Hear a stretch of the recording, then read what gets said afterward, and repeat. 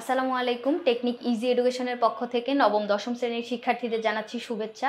Technique easy education তোমাদের জন্য নিয়ে এসেছে ইজি বায়োলজি এই বইটি, যার একটি পার্ট হচ্ছে বোর্ড কোশ্চেন অ্যানালাইসিস। এখানে তোমাদের জন্য আরও সংযোজিত আছে দেখো কিউআর কোড, যেটা স্ক্যান করার মাধ্যমে তোমরা যাতে এই প্রশ্নটা আরেকটু সহজে বুঝতে পারো, আর একটু সহজে যাতে আয়ত্ত করতে পারো, যার জন্যই আমাদের এই প্রচেষ্টা। তোমরা কিন্তু চাইলে আমাদের এই ইজি বায়োলজি বইটা সংগ্রহ করে নিতে পারো। এখানে তোমাদের জন্য বিগত কয়েক বছরের বোর্ড প্রশ্ন অ্যানালাইসিস করে দেওয়া আছে। চলো আজকের পর্বে আমরা ঢাকা বোর্ড 2023-এ আসা একটি প্রশ্ন নিয়ে তোমাদের সাথে আলোচনা করি। এখানে দেখো একটা চিত্র দেওয়া আছে, পি একটা চিত্র। এখানে হচ্ছে স্ত্রীস্তবকটা বোঝানো হয়েছে। দেখো গর্ভমুণ্ড, গর্ভদণ্ড আর গর্ভাশয় পুরাটাকে একসাথে আমরা বলি হচ্ছে স্ত্রীস্তবক। এখন এখানে এক্স চিহ্নিতকরণ করছে হচ্ছে তোমার এই যে ভ্রূণথলিটা ভিতরে, যে মানে গর্ভাশয়ের ভিতরে যে ভ্রূণথলিটা, ওইটাকে হচ্ছে ইন্ডিকেট করছে। এরপরে উদ্দীপক বুঝতে পারার পরে আমরা দেখো ক খ গ ঘ চারটা প্রশ্ন কি বলছে, যে নিষেক কি, জবাকে সহবাসী উদ্ভিদ বলা হয় কেন।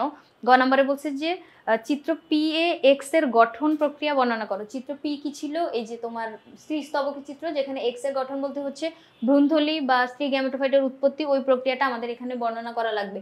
এরপরে জীবজগতের অস্তিত্ব রক্ষায় পি এর ভূমিকা, অর্থাৎ স্ত্রীস্তবক কিভাবে জীবজগতের অস্তিত্ব রক্ষায় ভূমিকা পালন করে, এটা হচ্ছে বিশ্লেষণ করব। এখন দেখো কি বলছে, নিষেক কি।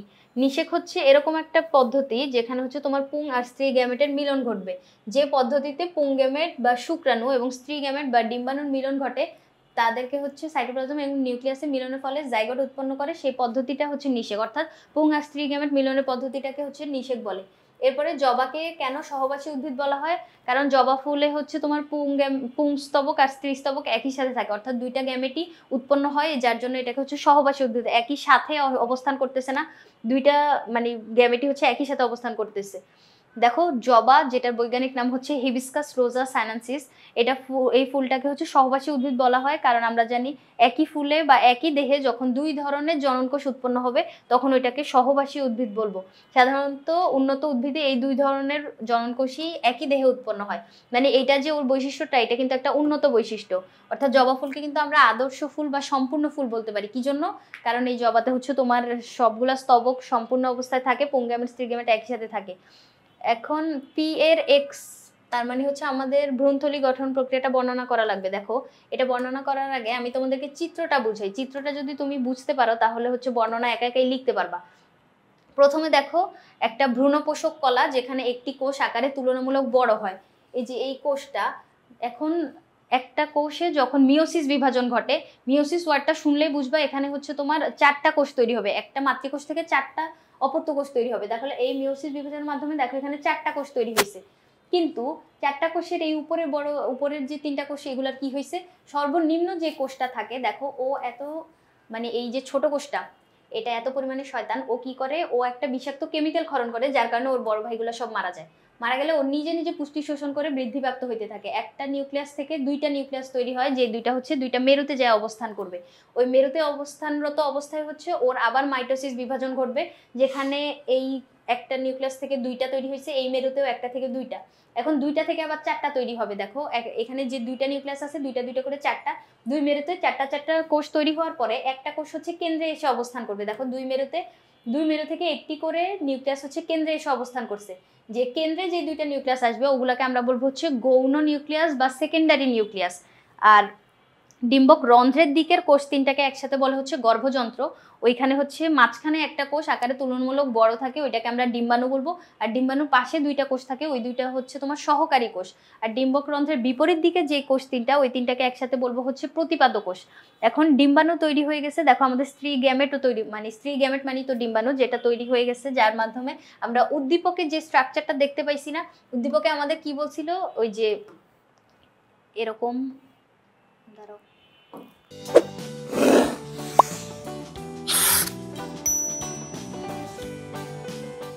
দেখো বলছিল যে পি এর এক্স এর মানে পি চিত্রে এক্স এর গঠন, তার মানে এই যে ভ্রূণথলিটা চিহ্নিত করছে না, দেখো এরকম একটা স্ট্রাকচার পাইছি না আমরা শেষে, ওই যে ওই অনেকগুলা ধাপ শেষ করার পরে এরকম একটা স্ট্রাকচার পাইছি। উপরের দিকে তিনটা কোষ, মাঝখানে দুইটা, আর নিচের দিকে তিনটা কোষ, যেটা একটা মাঝখানে একটা হচ্ছে আকারে তুলনামূলক বড়, আর বাকিগুলো হচ্ছে তোমার পাশেরগুলো ছোট, আর ওইগুলাকে হচ্ছে সহকারী কোষ বলবো। তাহলে এই জায়গায় এই যে এই গঠন পর্যন্ত এসে আমরা থামবো, আমাদের কাজ এই জায়গায় শেষ। এখন আমি তোমাকে এখানে যেই বর্ণনাগুলো বললাম, ওই বর্ণনাটাই হচ্ছে আমরা লিখবো। এখানে দেখো কি বলছে এই জায়গায়, প্রথমে ভ্রূণ পোষক কলায় ডিম্বকরন্ধ্রের কাছাকাছি একটি কোষ আকারে সামান্য বড় হয়। এটা প্রোটোপ্লাজম ঘন এবং নিউক্লিয়াসটি তুলনামূলক বড় হয়। কোষটি মিওসিস বিভাজনের মাধ্যমে 4টি হ্যাপ্লয়েড অপত্য কোষ তৈরি করবে। এই যে সর্বনিম্ন কোষটি ছাড়া বাকি 3টি কোষ বিনষ্ট হয়ে যায়। সর্বনিম্ন কোষটি বৃদ্ধিপ্রাপ্ত হয়ে ক্রমশ ভ্রূণথলিতে পরিণত হয়। এখানে ওই সর্বনিম্ন কোষটার একটা নিউক্লিয়াস থেকে বিভাজিত হয়ে 2টা নিউক্লিয়াস তৈরি হবে। 2টা নিউক্লিয়াস 2টা মেরুতে অবস্থান করবে। ওই মেরুতে থাকা অবস্থায় আবার বিভাজিত হয়ে 1টা থেকে 2টা, 2টা থেকে 4টা, এভাবে করে হচ্ছে কোষ বৃদ্ধি পেয়ে 4টা কোষ যখন হবে তখন একটি করে কোষ কেন্দ্রে এসে অবস্থান করবে। আর তারপরে হচ্ছে এভাবে সজ্জিত হবে, উপরে 3টা, নিচে 3টা, মাঝখানে 2টা। তাহলে আমরা এই বর্ণনাটা করলাম। এরপরে আমাদের কি বলছিল, ঘ নাম্বারে চাইছিল হচ্ছে স্ত্রীস্তবক কিভাবে জীবজগতের মানে বিলুপ্তি থেকে, অর্থাৎ জীবজগতে কিভাবে অস্তিত্ব রক্ষায় গুরুত্বপূর্ণ ভূমিকা পালন করে। এখন স্ত্রীস্তবক যদি তোমার না থাকতো তাহলে ওখানে ভিতর ডিম্বাণু উৎপন্ন হইতে পারতো না। ডিম্বাণু যদি উৎপন্ন না হইতো তাহলে কখনোই নিষেক প্রক্রিয়া সম্পন্ন হইতো না। নিষেক সম্পন্ন না হইলে তোমার ওই জায়গায় ফলও তৈরি হইতো না, তারপর ডিম্বকও তৈরি হইতো না। কারণ আমরা জানি হচ্ছে নিষেকের পরবর্তীতে নতুন স্পোরোফাইট গঠিত হয়। নতুন স্পোরোফাইটের পরে ওই জায়গায় ফলের উৎপত্তি হয়। গর্ভাশয় এককভাবে অথবা ফুলের অন্যান্য অংশ সহ পরিপুষ্ট হয়ে ফল তৈরি করে। আর ডিম্বক যেটা, ওইটা হচ্ছে বীজে পরিণত হয়। এখন বীজ যদি সৃষ্টি না হইতো তাহলে একটা উদ্ভিদ কখনোই মানে ওর বংশ বৃদ্ধি করতে পারতো না বা সংখ্যা বৃদ্ধি করতে পারতো না। যার জন্য আমরা বলতে পারি হচ্ছে এই যে স্ত্রীস্তবকটা, ওইটা মানে গুরুত্ব অনেক বেশি। স্ত্রীস্তবকের গর্ভমুণ্ড আর গর্ভদণ্ড গর্ভাশয়, এটা যদি আমি তোমাকে চিত্র এঁকে দেখাই, এই যে এরকম যে উপরের অংশটা অর্থাৎ ওইটা হচ্ছে মুন্ড, লম্বা দণ্ডের মতো অংশটা হচ্ছে গর্ভদণ্ড, আর গর্ভাশয় হচ্ছে ওর নিচে দিকে যে অংশটার ভিতরে হচ্ছে তোমার ডিম্বাণু উৎপন্ন হবে ওই জায়গাটা। এখন সবচেয়ে ইম্পর্টেন্ট হচ্ছে তোমার এই যে এখানে ডিম্বাণু উৎপন্ন হওয়াটা। এখন অনেকগুলা পুং গ্যামেট তোমার কাছে আছে, কিন্তু ওইখানে হচ্ছে কোনো বেনিফিট হবে না যদি তুমি ডিম্বাণুর মানে ডিম্বাণু পর্যন্ত গিয়ে নিষিক্তকরণ করতে না পারো। এখন ডিম্বাণু যদি মানে স্ত্রীস্তবক যদি না থাকতো, ডিম্বাণু উৎপন্ন হইতো কোথায়? ওখানে হচ্ছে তোমার ভ্রূণপোষক কলা তৈরি হইতো কোথায়? মানে কিছুই সম্পন্ন হইতো না। তাহলে আমরা বলতে পারি এটার গুরুত্ব অনেক বেশি, মানে অত্যাবশ্যকীয় স্তবক বলা হয়। 5টা স্তবকের ভিতর যে এই যে পুংস্তবক আর স্ত্রীস্তবক, এই দুইটাকে কিন্তু অত্যাবশ্যকীয় স্তবক বলা হয় উদ্ভিদের পরাগায়নের জন্য। তার মানে এই দুইটা মাস্ট প্রয়োজন, এই দুইটা না থাকলে কখনোই পরাগায়ন সম্পন্ন হইতো না। এখন দেখো, পরাগরেণু অঙ্কুরিত হয়ে গর্ভদণ্ডের ভিতর দিয়ে হচ্ছে পরাগনালী গঠন করে। পরাগনালীটা তোমার পরাগনালীতে থাকা অবস্থায় পুং গ্যামেটের উৎপন্ন হয়।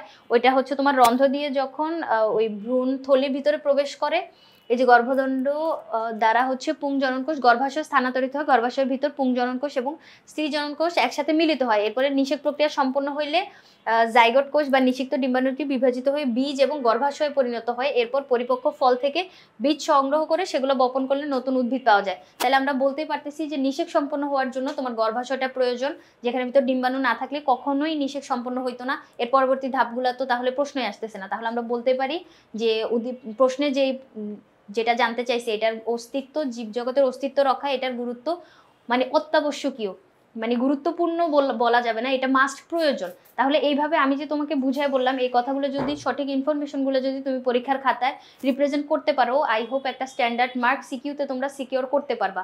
এখন প্রিভিয়াস বোর্ড প্রশ্নগুলো অ্যানালাইসিসের মাধ্যমে তুমি উদ্দীপকটা ধরতে পারা, ওই অনুযায়ী পরীক্ষার খাতায় রিপ্রেজেন্ট করতে পারার জন্য এই প্র্যাকটিসটা অবশ্যই দরকারি। যার জন্যই আমাদের ইজি বায়োলজি বইটাতে তোমাদের জন্য এই প্রিভিয়াস কয়েক বছরের বোর্ড প্রশ্ন অ্যানালাইসিস করে দেওয়া আছে। তোমরা চাইলে এই বইটা সংগ্রহ করে নিতে পারো। আজকের পর্বে এই পর্যন্তই। পরবর্তী পর্বে আমরা অন্য কোনো বোর্ড প্রশ্ন অ্যানালাইসিস নিয়ে তোমাদের সামনে হাজির হব।